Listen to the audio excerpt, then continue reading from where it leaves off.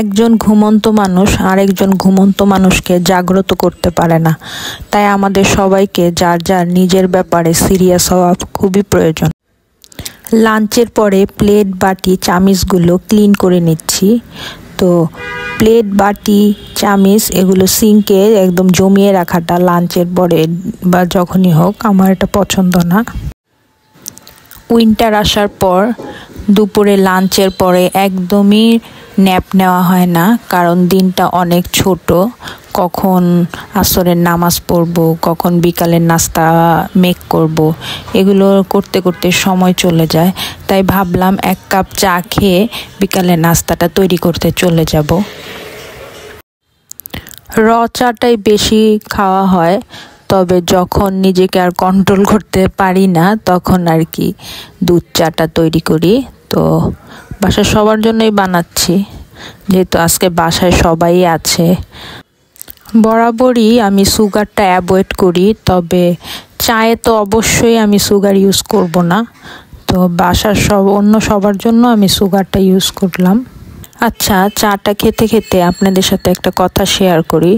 সেটা হলো এই যে আমরা ফেসবুকে স্ক্রল করতেই থাকি করে আমরা যে সময়টা নষ্ট করি, এটা কি ঠিক? একদমই ঠিক না। তো আমি নিজেকেও কন্ট্রোল করতে পারি না মাঝে মাঝে, তবে চেষ্টা করি।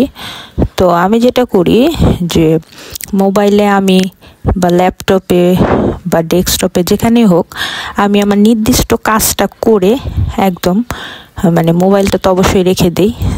আবার যখন কাজের প্রয়োজন হয় তখন আমি মোবাইলটা নিয়ে আমি আমার কাজটা করি। তো আমি কখনোই মানে শুধু মোবাইলটা নিয়ে বসে থাকা বা সময় নষ্ট করাটা আমার পছন্দ না।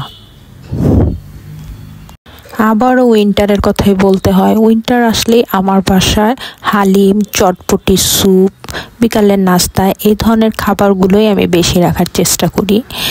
তো আজকে আমি মানে ফার্স্ট টাইম আমি চিকেন হালিমটা মেক করতেছি, দেখি কেমন হয়, জানাবো আপনাদেরকে। তবে মনে হয় না খারাপ হবে, ভালোই হবে। তো রান্না করে নিচ্ছি। চিকেন দিয়ে যেহেতু হালিমটা রান্না করতেছি, তো চিকেনটা কষানো হলে আমি চিকেনটা তুলে রাখতেছি, কারণ হালিমের ডালটা সিদ্ধ হতে অনেকটা সময় লাগবে, তখন এর মধ্যে চিকেনটা একদম গলে যাবে।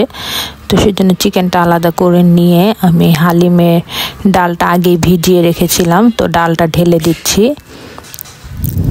তো আমি সবসময় প্রেশার কুকারে হালিমটা রান্না করি, এতে করে প্রেশার কুকারের ইয়াটা আমি কমিয়ে রাখি, জালটা কমিয়ে রাখি।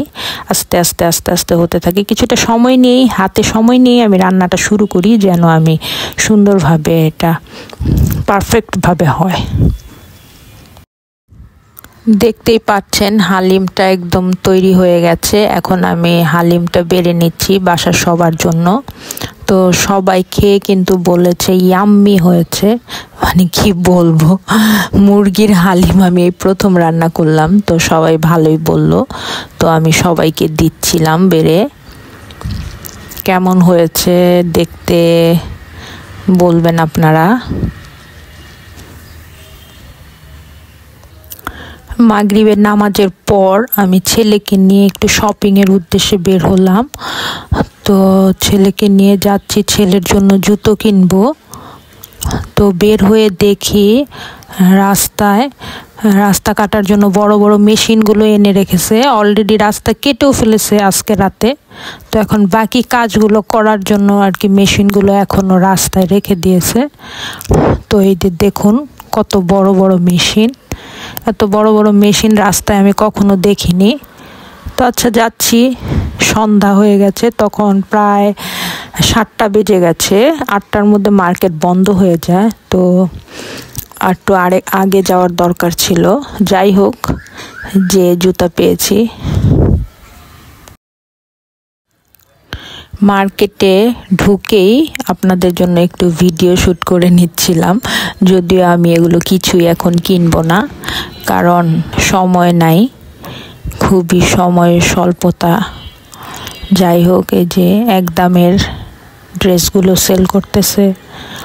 তারপরে বাহিরে ব্যাগগুলো খুবই সুন্দর, মানে মনে হয় নিয়ে নেই, কিন্তু বাসায় অনেকগুলো ব্যাগের কালেকশন আছে তাই আর নিলাম না।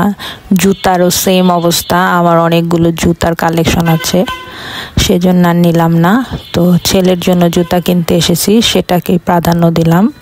তো এখন জুতো চুজ করে নিচ্ছি, দেখতেছে আমার ছেলে কোনটা নেওয়া যায়। তো লোফারই নিবে ঠিক করেছে, যেহেতু পাঞ্জাবির সাথে পরবে, তো লোফার নিবে। এই লোফারটা আর কি পছন্দ করেছে, তো এটাই নিয়ে নিলাম। বেশি আর ঘোরাঘুরি করিনি, বাটার শোরুমে ঢুকলাম পরে আবার, যদিও জুতাটা বাটা থেকে নেইনি, তারপরে বাটার শোরুমে ঢুকে আমি দেখলাম যে কেমন ওরা সেল দিয়েছে। তো এখানে একটি জুতা দেখলাম, জুতাটায় আপনার লেখা ছিল 3500 সামথিং, বাট আমি সেলে জিজ্ঞাসা করলাম, বললো 1500 হলে নেওয়া যাবে।